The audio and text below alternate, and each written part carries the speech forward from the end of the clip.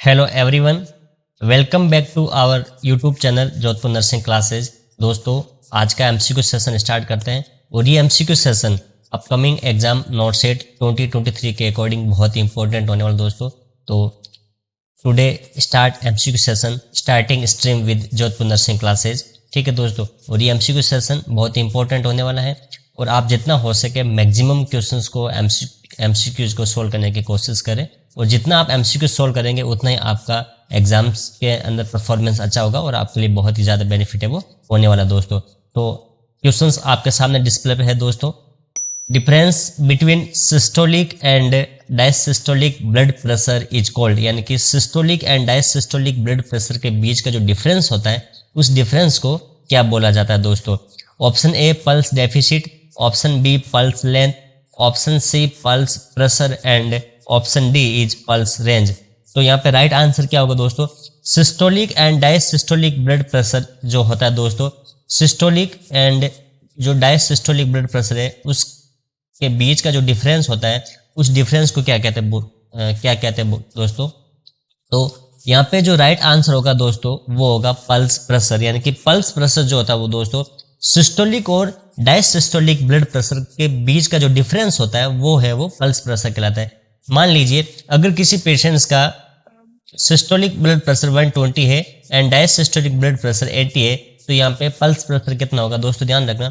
यहाँ पे सिस्टोलिक में से डायसिस्टोलिक को माइनस करेंगे, यानी कि 120 में से 80 है वो माइनस करेंगे, तो यहाँ पे 40 है वो पीछे बचेगा, 40 है वो माइनस होगा।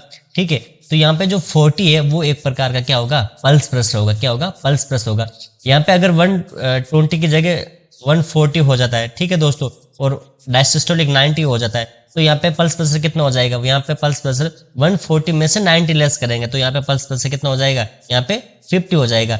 तो सिस्टोलिक और डायसिस्टोलिक, यानी कि सिस्टोलिक अगर बढ़ा हुआ है और डायसिस्टोलिक भी अगर बढ़ा हुआ है या कम है, तो दोनों के बीच का जो डिफरेंस होगा वो पल्स प्रेशर कहलाएगा। तो दोस्तों यहाँ पे ध्यान रखना कि सिस्टोलिक और डायसिस्टोलिक ब्लड प्रेशर के बीच का जो डिफरेंस होगा वो पल्स प्रेशर है वो कहलाता है दोस्तों। ओके दोस्तों, next question. Which of the following equipment is used for the examination of the year, यानी कि ईयर के एग्जामिनेशन के लिए कौन सा इक्विपमेंट यूज में लिया जाता है दोस्तों। Option A proctoscope, option B otoscope, option C laryngoscope and option D ophthalmoscope. तो दोस्तों ध्यान रखना, जब भी ईयर का एग्जामिनेशन किया जाता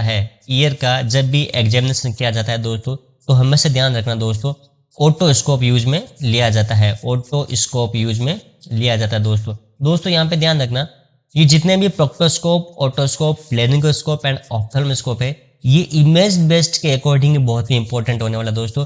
नोटसेट के एग्जाम्स के अंदर डेली एम्स हमेशा इमेज बेस्ड क्वेश्चन है वो पुटअप करता है दोस्तों। तो कहीं ना कहीं आपको इन इक्विपमेंट्स के डायग्राम के बारे में भी आपको ध्यान में रखना है, क्योंकि ये एग्जाम्स बेस्ड के अकॉर्डिंग बहुत ही इंपॉर्टेंट होने वाला दोस्तों।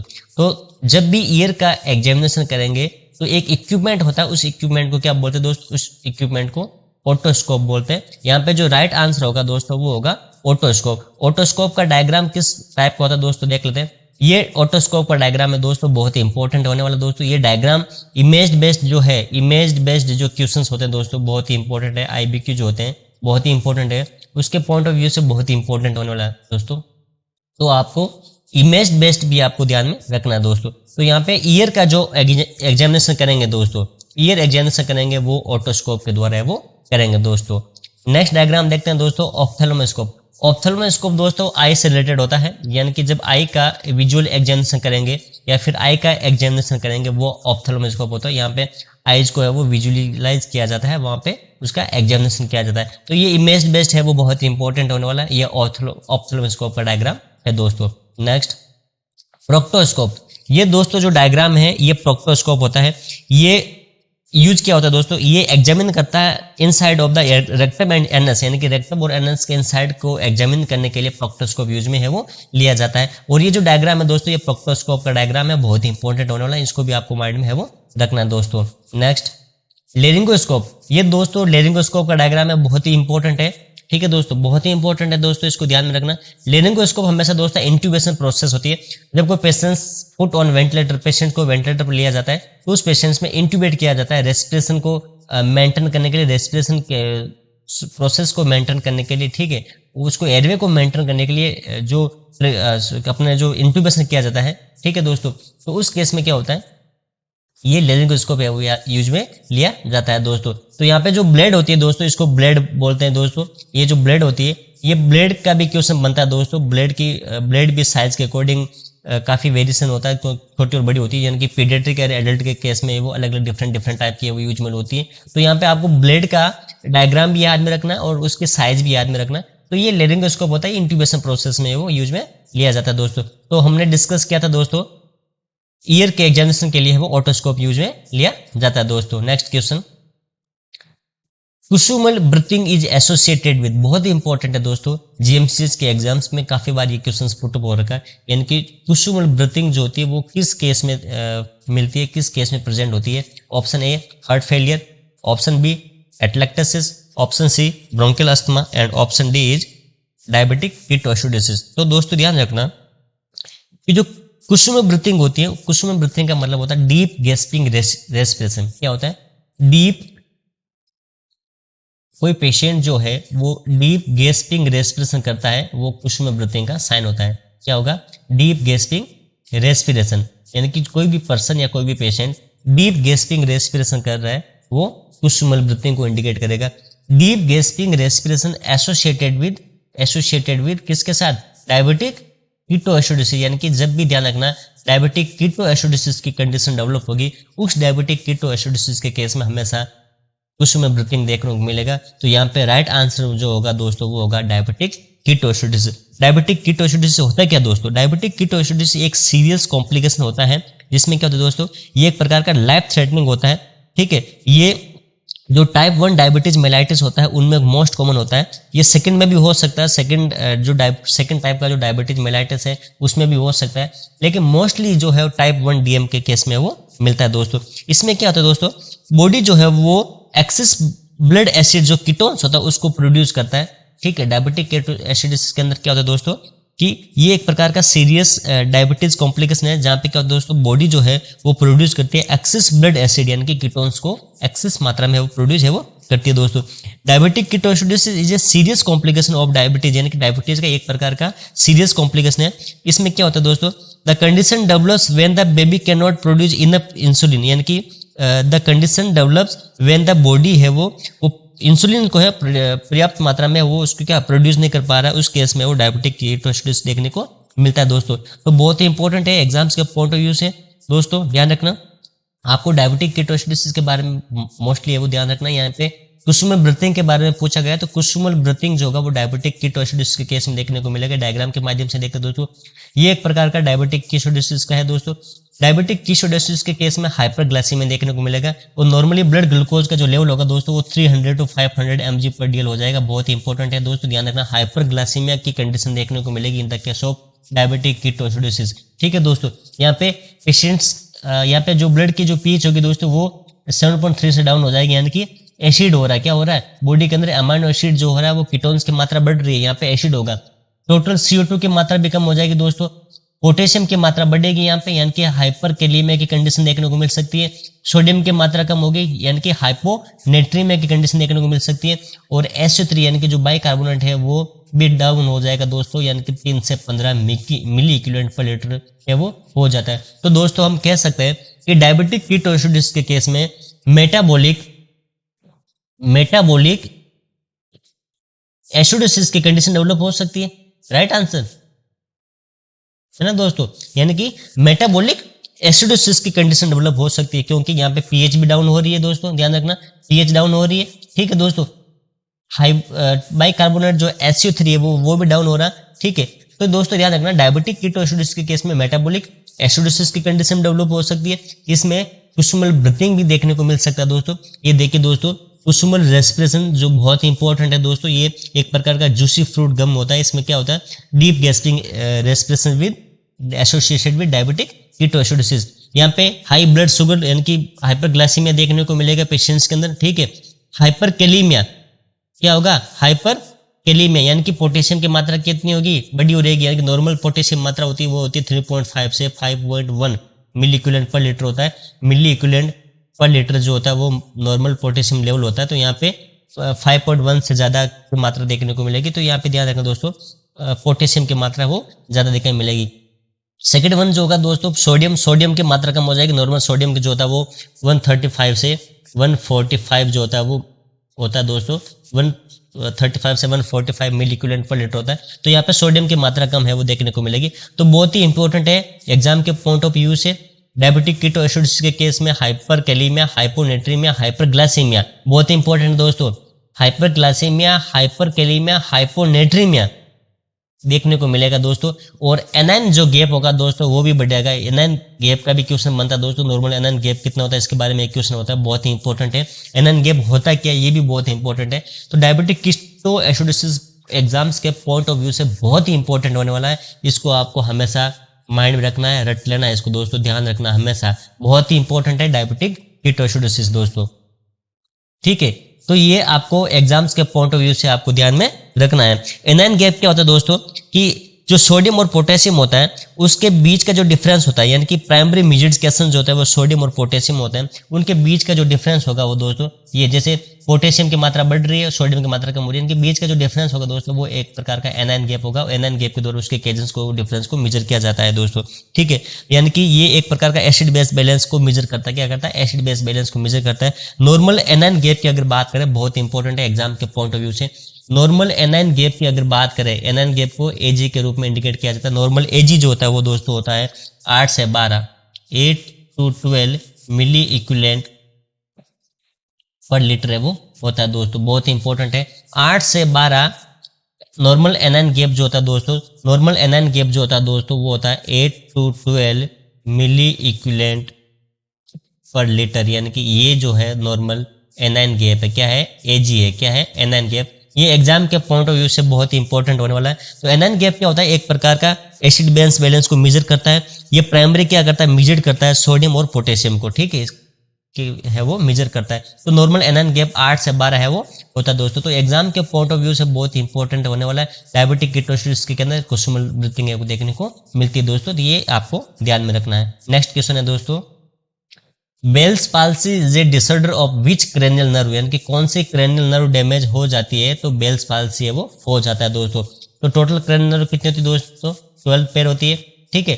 12 क्रेनियल नर्व होती है दोस्तों टोटल, ठीक है। तो आपको ध्यान में रखना है कि कौन से क्रेनियल नर्व डैमेज हो जाती है तो बेल्स पाल्सी देखने को मिलती है दोस्तों। तो बेल्स पाल्सी जो होता है दोस्तों वो क्या होता है? जो 7th क्रेनियल नर्व होती है दोस्तों, फेशियल क्रेनियल जो होती है 7th होती है, वो अगर डैमेज हो जाती है, ठीक है, तो वो क्या करेगा? वो बेल्स पाल्सी करेगा। तो यहाँ पे राइट आंसर जो होगा दोस्तों वो फेशियल है वो होगा दोस्तों। बेल्स पाल्सी में क्या दोस्तों कंडीशन जो होती है उसमें क्या होता है? सडन वीकनेस आ जाती है in the muscles of the one side of the face, यानी कि फेस की जो वन साइड की जो मसल्स होती है उसके अंदर क्या आता है? सडन वीकनेस आ जाती है, ठीक है। तो उसकी वजह से वो बेल्स पाल्सी वो होता है, यानी कि क्रेनियल नर्व डैमेज हो जाती है, 7th क्रेनियल नर्व डैमेज हो जाती है।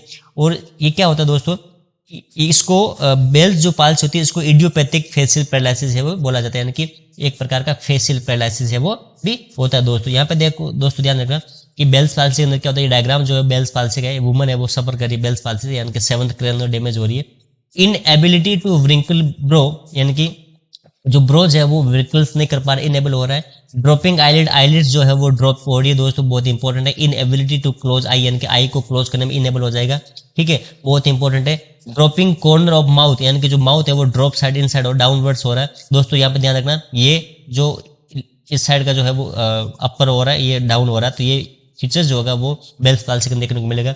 यानी कि ड्राई माउथ भी देखने को मिलेगा, माउथ है वो सूखा रहेगा, ड्राई होगा, तो ये बेल्स पाल्सी के फीचर्स है। और बेल्स पाल्सी हमेशा 7th क्रेनियल नर्व जो डैमेज हो जाती है, फेशियल क्रेनियल नर्व जो डैमेज हो जाती है वो उसकी वजह से बेल्स पाल्सी या फिर इडियोपैथिक फेशियल पैरालिसिस देखने को मिलता है दोस्तों। Next question, the most common side effect of thrombolytic therapy, यानी कि थ्रोम्बोलाइटिक थेरेपी होने का मोस्ट कॉमन साइड इफेक्ट क्या है? थ्रोम्बोलाइटिक थेरेपी होता क्या है? थ्रोम्बोलाइटिक थेरेपी होता है दोस्तों, जो ड्रग्स होती है वो ब्रेक करती है ब्लड के क्लोज को, ब्लड के जो क्लॉट होते हैं उसको डिजोल्व करती है। क्या करती है? ब्लड के क्लॉट को डिजोल्व करती है, ठीक है, थ्रोम्बोलाइटिक थेरेपी। तो जब भी थ्रोम्बोलाइटिक थेरेपी देते हैं दोस्तों किसी पेशेंट में, तो हमेशा ध्यान रखना कि वो इंटरनल ब्लीडिंग कोज कर सकता है, यानी कि ब्लड के जो क्लॉट होते हैं उनको डिजोल्व करने के लिए थ्रोम्बोलाइटिक थेरेपी यूज में ली जाती है। और उस थ्रोम्बोलाइटिक थेरेपी से ब्लीडिंग है वो हो सकती है, इंटरनल ब्लीडिंग जो है वो यहाँ पे राइट आंसर होगा। तो यहाँ पे ब्लीडिंग, इंटरनल ब्लीडिंग है वो राइट आंसर है वो होगा दोस्तों। Compartment syndrome, metabolic abnormalities and acute renal failure यहाँ पे देखने को नहीं मिलेगा, यहाँ पे इंटरनल ब्लीडिंग देखने को मिल सकती है दोस्तों।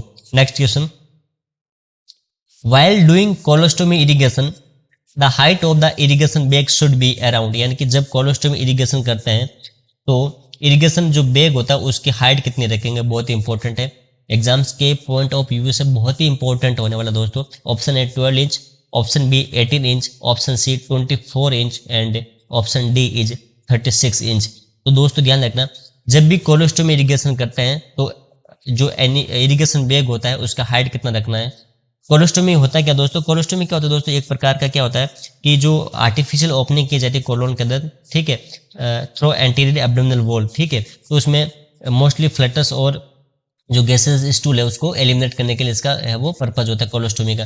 तो कोलोस्टोमी के केस में क्या होता है दोस्तों, जब भी कोलोस्टोमी का इरिगेशन किया जाता है तो इरिगेशन बैग की जो हाइट है वो हमेशा 18 इंच यानी कि 18 इंच, या फिर अगर सेंटीमीटर में अगर बात करें तो 45 सेंटीमीटर है वो उसको रखते हैं दोस्तों, बहुत ही इंपॉर्टेंट है। तो यहाँ पे जो राइट आंसर होगा वो 18 इंच होगा, यानी कि 18 इंच जो है वो इरिगेशन बे की हाइट को मेंटेन करेंगे, या फिर 45 सेंटीमीटर भी आपके सामने ऑप्शन में हो सकता है दोस्तों। कोलोस्टोमी इरिगेशन, ये इरिगेशन बैग है दोस्तों, ठीक है, और ये जो हाइट है, ये जो हाइट है दोस्तों ये 45 सेंटीमीटर या फिर 18 इंच यानी कि 18 इंच है वो रखेंगे दोस्तों। ये इंपॉर्टेंट है दोस्तों, बहुत ही इंपॉर्टेंट है, या तो 45 सेंटीमीटर होगा या फिर 18 इंच होगा। कोलोस्टोमी होता क्या दोस्तों, आर्टिफिशियल ओपनिंग ऑफ कोलोन यानी कि large intestine through anterior abdominal wall, यानी कि एंटीरियर एब्डोमिनल वॉल के थ्रू लार्ज इंटेस्टाइन के अंदर किसी प्रकार की कोई ओपनिंग की जाती है, आर्टिफिशियल ओपनिंग की जाती है, वो कोलोस्टोमी कहलाता है दोस्तों। और कोलोस्टोमी के केस में जो इरिगेशन बैग का जो हाइट है वो 45 सेंटीमीटर या फिर 18 इंच है वो रखेंगे दोस्तों। Next question, after a renal transplant the rejection that occurs with in minutes is called, बहुत ही इंपॉर्टेंट है, यानी कि रिनल ट्रांसप्लांट, किडनी का ट्रांसप्लांट कर दिया है, किडनी का ट्रांसप्लांट करने के बाद विद इन मिनट्स के अंदर रिजेक्शन हो रहा है तो वो उसको क्या बोलेंगे। तो दोस्तों ध्यान रखना, option A acute rejection, option B hyper acute rejection, option C sub acute rejection and option D chronic rejection. तो दोस्तों ध्यान रखना, जब भी रिनल ट्रांसप्लांट हो जाता है या फिर किडनी का ट्रांसप्लांट कर दिया जाता है, किडनी का ट्रांसप्लांट करने के बाद दोस्तों बहुत ही इंपॉर्टेंट है, इन्फेक्शन होने के चांसेस है वो बहुत बढ़ जाते हैं। तो रिजेक्शन होने के बाद, अगर किडनी का ट्रांसप्लांट करने के बाद विद इन मिनट्स के अंदर यानी कि 1 मिनट के अंदर अगर रिजेक्शन हो जाता है, उस कंडीशन को हाइपर एक्यूट रिजेक्शन है वो बोला जाता है, बहुत ही इंपॉर्टेंट है एग्जाम्स के पॉइंट ऑफ व्यू से। यानी कि यहाँ पे राइट आंसर जो होगा वो होगा हाइपर एक्यूट रिजेक्शन। यानी कि हाइपर एक्यूट रिजेक्शन क्या होता है, किडनी का ट्रांसप्लांट करने के बाद विद इन 1 मिनट्स के अंदर अगर उस पार्ट का रिजेक्शन हो जाता है तो वहां पे हाइपर एक्यूट रिजेक्शन की कंडीशन देखने को मिल सकती है दोस्तों। Next question, what is the minimum possible score of GCS Glasgow coma scale sorry, normal GCS कितना होता है, जीसीएस क्या होता है, इसके बारे में डिस्कस करना बहुत ही इंपॉर्टेंट हो जाता है।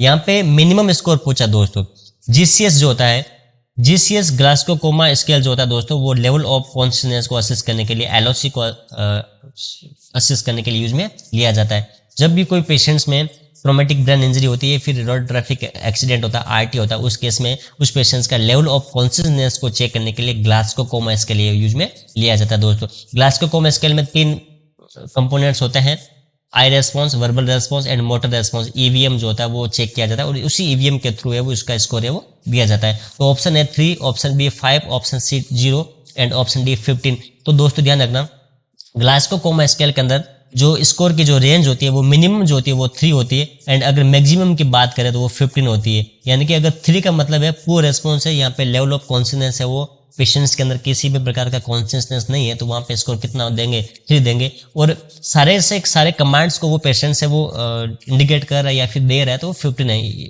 वहाँ पे स्कोर है वो दिया जाता है। तो यहाँ पे मिनिमम स्कोर पूछा हुआ है, सबसे कम स्कोर पूछा हुआ, तो मिनिमम स्कोर यहाँ पे राइट आंसर जो 3 जाएगा दोस्तों। ग्लासगो कोमा स्केल के अंदर, स्केल के अंदर दोस्तों ध्यान रखना 3 कंपोनेंट्स होते हैं, बहुत ही इंपॉर्टेंट है exams of point of view से। यहाँ पे एलओसी को चेक किया जाता है, लॉस ऑफ कॉन्शियसनेस को चेक किया जाता है जीसीएस के अंदर। दोस्तों ध्यान रखना, यहाँ पे जो 3 कंपोनेंट है वहाँ पे फर्स्ट वन जो है वो है आई रेस्पॉन्स, सेकंड जो है वो दोस्तों वो है वर्बल रेस्पॉन्स एंड थर्ड जो है वो मोटर रेस्पॉन्स है, यानी कि ईवीएम, यानी कि ईवीएम, ये कंपोनेंट आपको याद में रखना है। क्वेश्चंस कैसे आएगा, क्वेश्चंस ऐसे आएगा एक्सेप्ट पूछ के आएगा, यानी कि आपके सामने ये जो 3 रेस्पॉन्स है, 3 कंपोनेंट है वो होंगे, और फोर्थ वन जो है वो आपको जो एक्स्ट्रा है वो डाल दिया जाएगा और आपको एक्सेप्ट के रूप में क्वेश्चंस को पुटअप किया जाएगा। तो यहाँ पे eye response, verbal response and motor response को आपको ध्यान में रखना है दोस्तों। यहाँ पे दोस्तों क्या करते हैं, बिहेवियर पैटर्न को चेक किया जाता है और उसी बिहेवियर पैटर्न के अकॉर्डिंग उस पेशेंट्स का स्कोर दिया जाता है। इसकी जो स्केल होती है वो ग्लासको कोमा स्केल है वो कहलाती है दोस्तों। यहाँ पे आई ओपनिंग है, अगर कोई पेशेंट्स को इंडिकेट करेंगे वो स्पॉन्टेनियसली आई को ओपन करेगा तो यहाँ पे स्कोर 4 देंगे, ठीक है। स्पीच के माध्यम से करेगा तो स्कोर 3 देंगे। पेन के माध्यम से अगर कोई उसको किसी प्रकार का कोई पेन प्रोड्यूस करेंगे और उसके माध्यम से पेशेंट्स का आई ओपनिंग होगा या फिर आई ओपन करेगा वो स्कोर 2 देंगे। और किसी भी प्रकार का कोई रेस्पॉन्स नहीं होगा तो उस केस में स्कोर 1 देंगे दोस्तों, ठीक है। तो यहाँ पे मिनिमम स्कोर कितना हो गया, मिनिमम स्कोर 1 हो गया, यानी कि वो किसी भी प्रकार का कोई रेस्पॉन्स नहीं दे रहा है। Second one verbal response. Verbal response के अंदर oriented to time, person and place, यानी कि पर्सन जो है पेशेंट है वो टाइम, पर्सन और प्लेस से ओरिएंट है तो वहां पे स्कोर 5 दिया जाएगा। अगर किसी भी प्रकार का कंफ्यूज है 4 दिया जाएगा। इन एप्रोप्रिएट वर्ड्स को यूज में ले रहा है तो वहां पे स्कोर 3 दिया जाएगा। इन कॉम्प्रिहेंसिबल साउंड यूज में ले रहा है तो वहां पे स्कोर कितना होगा, वहां पे स्कोर 2 होगा। एंड किसी भी प्रकार का कोई रेस्पॉन्स नहीं दे रहा है तो वहां पे स्कोर कितना होगा, 1 होगा। तो मिनिमम रेस्पॉन्स इसमें भी कितना हो गया दोस्तों, 1 हो गया, ठीक है। Motor response. मोटर रेस्पॉन्स के अंदर क्या होता है दोस्तों, अगर ओबेज कमांड दे रहा है तो वहां पे 6 होगा। मूव्स टू लोकलाइज्ड पेन, यानी कि पेन, लोकलाइज्ड पेन की तरफ मूव कर रहा है कमांड देने के बाद, वहां पे स्कोर 5 होगा। Flex to withdraw from pain, वहां पे स्कोर 4 होगा। एबनॉर्मल फ्लेक्शन हो रहा है, ठीक है, वहां पे 3 होगा।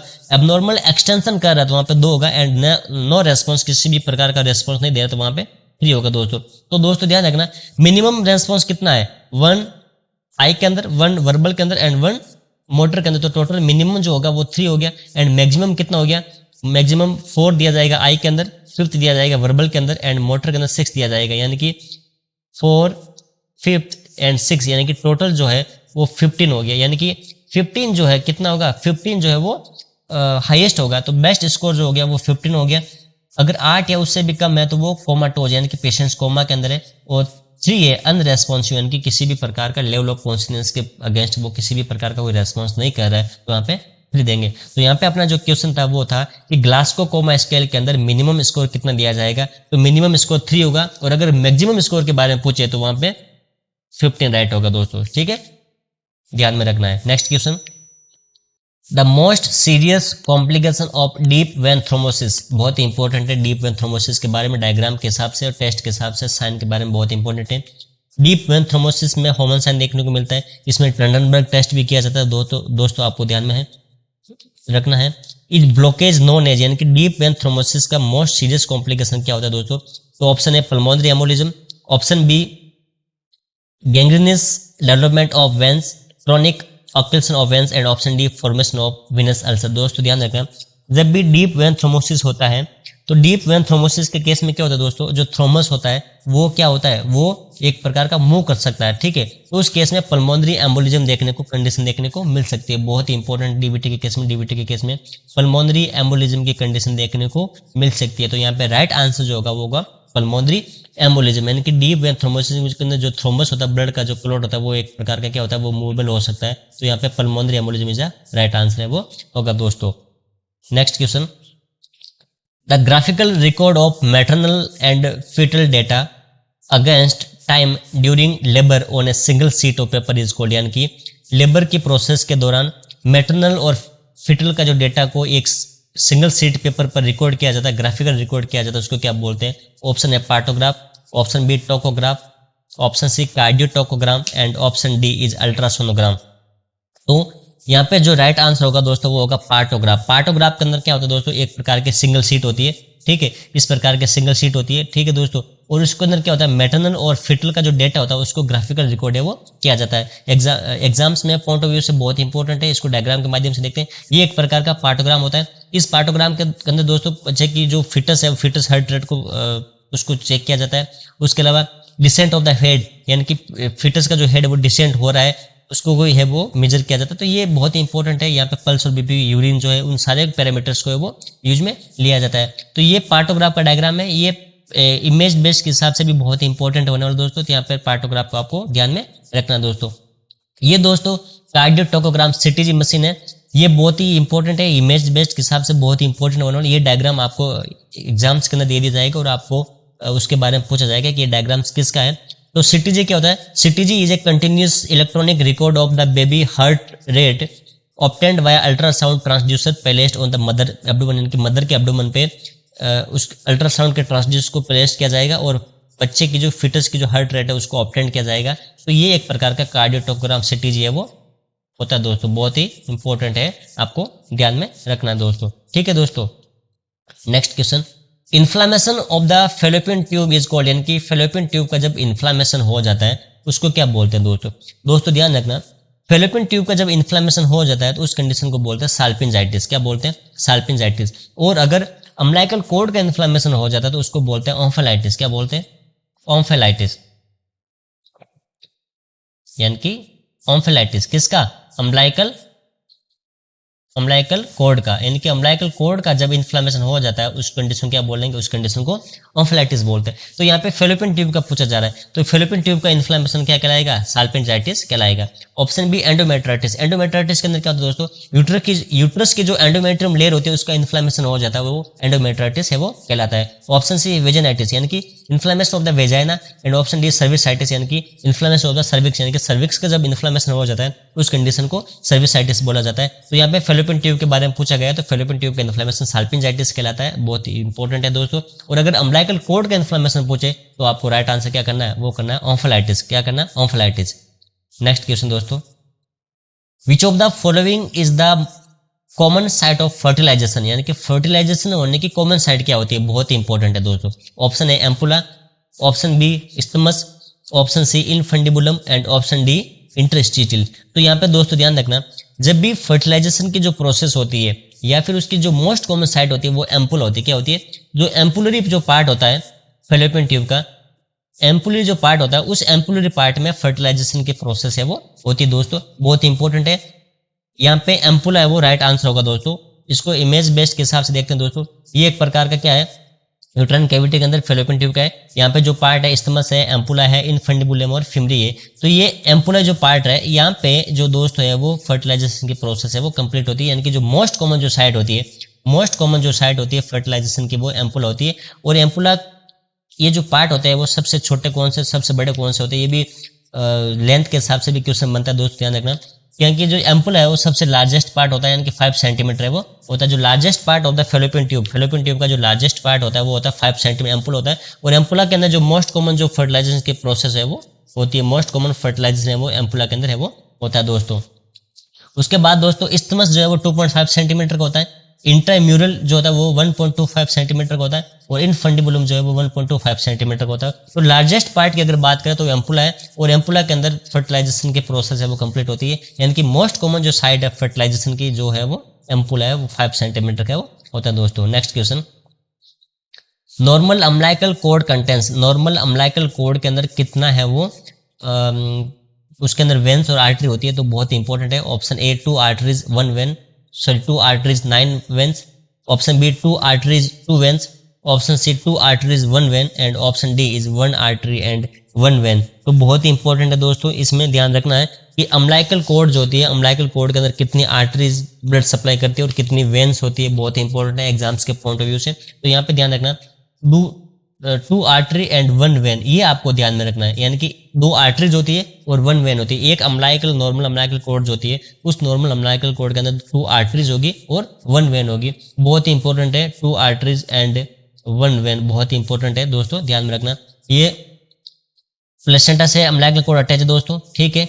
ये अम्लाइकल कोड का डायग्राम है, इसमें दोस्तों ध्यान रखना जो रेड कलर से जो इंडिकेट किया गया वो अम्लाइकल आर्टरीज को इंडिकेट किया गया, यहाँ पे यानी कि जो संख्या है वो 2 हो रही है और जो वेन्स है वो ब्लू कलर के अंदर जो है वो इसको इंडिकेट किया गया है, तो वो कितनी है?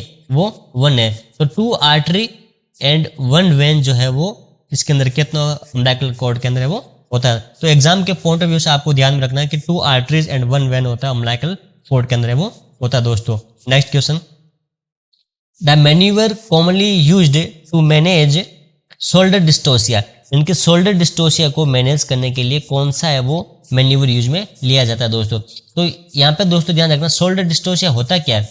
तो शोल्डर डिस्टोसिया क्या होता है दोस्तों कि shoulder dystocia is when after vaginal delivery of the head, यानी कि बच्चे की हेड की जो वेजाइनल डिलीवरी हो जाती है उसके बाद बेबी का जो एंटीरियर शोल्डर है वो get caught above the mother pubic bone, यानी कि बच्चे का जो एंटीरियर शोल्डर है वो मदर के जो प्यूबिक्स बोन है उस प्यूबिक बोन के जो डैमेज हो जाता है या कोट होता है वो है शोल्डर डिस्टोसिया कहलाता है। Sign include retraction of the baby head back into the vagina known as turtle sign, बहुत ही इंपॉर्टेंट है दोस्तों, टर्टल साइन को याद रखना। यानी कि टर्टल साइन किस केस में देखने को मिलेगा, टर्टल साइन मिलेगा शोल्डर डिस्टोसिया के केस में।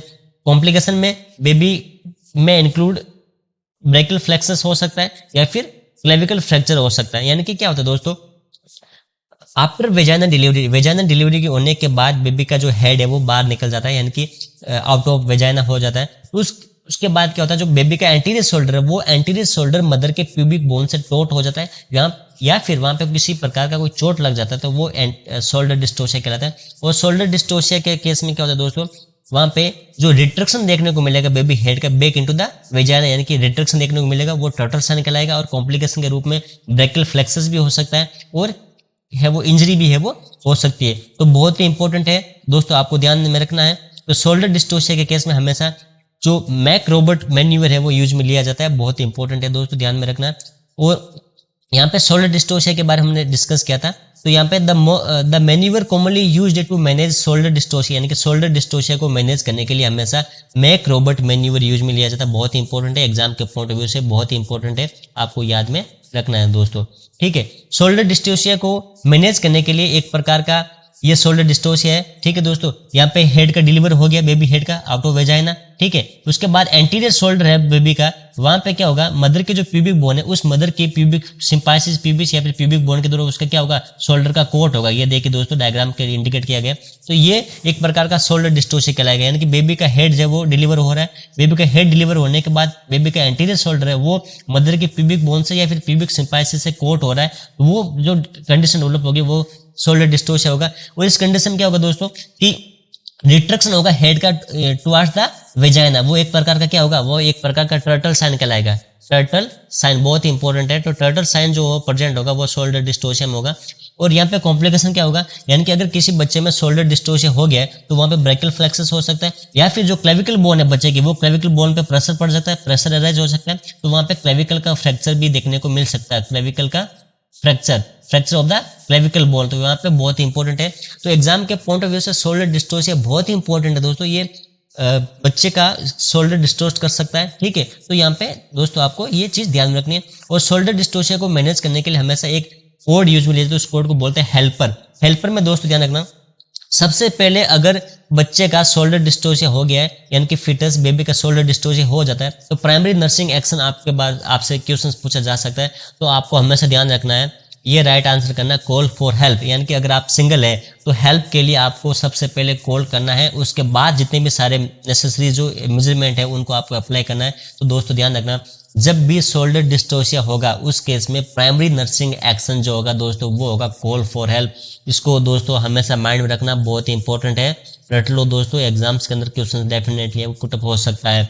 तो शोल्डर डिस्टोसिया के केस में प्राइमरी नर्सिंग एक्शन जो होगा वो होगा कॉल फॉर हेल्प। सेकेंड एपिसिटोमी, यानी कि एपिसिटोमी परफॉर्म की जाएगी, ठीक है। थर्ड लेग्स अप, यानी कि जो पेशेंट्स के जो लेग्स है उनको अपवर्ड करेंगे, वो कहलाएगा मैक रोबर्ट मैन्यूवर। हमने डिस्कस किया था दोस्तों कि शोल्डर डिस्टोसिया के केस में कौन सा मैन्यूवर यूज में लिया जाता है, तो वो होता है मैक रोबर्ट। और मैक रोबर्ट के अंदर क्या होता है, लेग्स जो होते हैं पेशेंट्स के लेग्स को अपवर्ड करवा दिया जाएगा, ये होता है मैक रोबर्ट मैन्यूवर। तो हेल्पर में first one call for help, B episiotomy, ठीक है। एल के अंदर लेग्स अप, यानी कि मैक रोबर्ट मैन्यूवर को अपवर्ड हो जाएगा, लेग्स को अपवर्ड करेगा। पी प्रेशर सुप्राप्यूबिकल, यानी कि जो सुप्राप्यूबिकल में प्रेशर अरेंज किया जाएगा। E enter vagina for shoulder rotation, यानी कि वेजाइना के अंदर शोल्डर को एंटर करवा देंगे रोटेशन के लिए। And are reach for posterior shoulder return head into vagina, इसको बोलते हैं जेवेनिल मैन्यूवर, ठीक है दोस्तों। रप्चर क्लेविकल या फिर प्यूबिक सिंपाइसिस, यहाँ पे हेल्पर है वो यूज में लिया जाएगा दोस्तों, बहुत ही इंपॉर्टेंट है दोस्तों हेल्पर। तो शोल्डर डिस्टोसिया के केस में हेल्पर कोड वर्ड यूज में लिया जाता है, और सबसे पहले प्राइमरी नर्सिंग एक्शन जो होगा वो कॉल फॉर हेल्प होगा दोस्तों। Next question, which of the following condition can result in a hairy patch on the back of children, बहुत ही इंपॉर्टेंट है। Option A rickets, option B epilepsy, option C hydrocephalus, and option D spina bifida occulta. तो दोस्तों ध्यान रखना, pregnancy के अंदर क्या होता है, प्रेगनेंसी के अंदर जब मदर्स को फोलिक एसिड और जिंक, ठीक है, फोलिक एसिड और जिंक की जब डेफिशिएंसी हो जाती है मदर में, तो बच्चे के अंदर क्या होगा, न्यूरल ट्यूब की कंडीशन देखने को मिलेगी, यानी कि जो न्यूरल ट्यूब होती है वो प्रॉपर्ली वो डेवलप नहीं होती, एनटीडी देखने को मिलेगा। और एनटीडी के केस में स्पाइना बाइफिडा को देखने को मिल सकता है, तो स्पाइना बाइफिडा ओक्युल्टा एंड सिस्टिका। तो यहाँ पे जो राइट आंसर जाएगा वो जाएगा, यानी कि जो हेरी पैचेज है वो मिलेंगे बच्चे के बैक साइड में, तो वो स्पाइना बाइफिडा ओक्युल्टा कहलाएगा। स्पाइना बाइफिडा ओक्युल्टा होता है क्या दोस्तों, बर्थ डिफेक्ट होता है एक प्रकार का, इन विच डेवलपिंग बेबीज स्पाइनल कोड जो है वो प्रॉपर्ली वो डेवलप नहीं हो पाएगी, ठीक है। तो न्यूरल ट्यूब डिफेक्ट के अंदर है स्पाइना बाइफिडा इंक्लूड होता है, और ये विटामिन B9 जो फोलिक एसिड है एंड जिंक है उसकी डेफिशिएंसी की वजह से होता है। और इस स्पाइना बाइफिडा को स्प्लिट स्पाइन भी बोला जाता है, यानी कि ये जो स्पाइन है वो स्प्लिट हो जाएगी और बच्चे की जो फिटस की जो स्पाइनल कोड है वो प्रॉपर्ली क्या होगी, डेवलप नहीं होगी। तो यहाँ पे जो टूप टॉप हेयर है या जो हेयरी पैचेज है ये देखने को मिलेगा, ये एग्जाम्स के पॉइंट ऑफ व्यू से बहुत इंपॉर्टेंट है, और ये स्पाइना बाइफिडा ओक्युल्टा के अंदर देखने को मिलेगा दोस्तों। तो ये क्वेश्चंस आपको हमेशा ध्यान में रखना है कि विच of the following condition can result in a hairy patches on the back of children. तो यहाँ पे राइट आंसर जो जाएगा वो जाएगा स्पाइना बाइफिडा ओक्युल्टा, यानी कि स्पाइना बाइफिडा ओक्युल्टा यहाँ पे राइट आंसर होगा दोस्तों। Next question, the baby friendly hospital initiative BFHI was launched jointly by, यानी कि BFHI को लॉन्च किसने किया था? Option A UNICEF and FAO, option B UNICEF and WHO, option C WHO and FAO, and option D WHO and Red Cross Society. तो यहाँ पे जो राइट आंसर होगा वो क्या होगा दोस्तों? तो दोस्तों ध्यान रखना, BFHI जो है वो एक प्रकार का क्या है, एक इनिशिएटिव है, उसको 1991 के अंदर WHO एंड यूनिसेफ के अंदर एक साथ में जॉइंटली है उसको लॉन्च किया गया था। तो क्या करने के लिए, उसका पर्पस क्या था? To promote, protect and support breast feeding in a hospital और बर्थ सेटिंग। एक key element in this promotion and support it's outline in the death. तो BFHI को 1991 के अंदर WHO एंड यूनिसेफ ने जॉइंटली है वो उसको लॉन्च किया गया था। उसका जो पर्पस था वो था promote, protect and support breast feeding in the hospital और बर्थ सेटिंग, यानी कि ब्रेस्ट फीडिंग को प्रमोट करने के लिए वो BFHI को है वो यूज में इनिशिएटिव था, उसका पर्पस था। तो BFHI जो है वो WHO एंड यूनिसेफ ने 1991 के अंदर 1991 के अंदर जॉइंटली है वो डिस्क्राइब किया गया था। और BFHI के अंदर जो उसका पर्पज है वो है ब्रेस्ट फीडिंग को प्रमोट करना, प्रोटेक्ट करना हॉस्पिटल्स या फिर बर्थ सेटिंग में। और BFHI के अंदर 10 स्टेप्स है वो यूज में ली जाती है दोस्तों, 10 स्टेप्स है यूज में वो यूज में होती है दोस्तों, ध्यान में रखना है।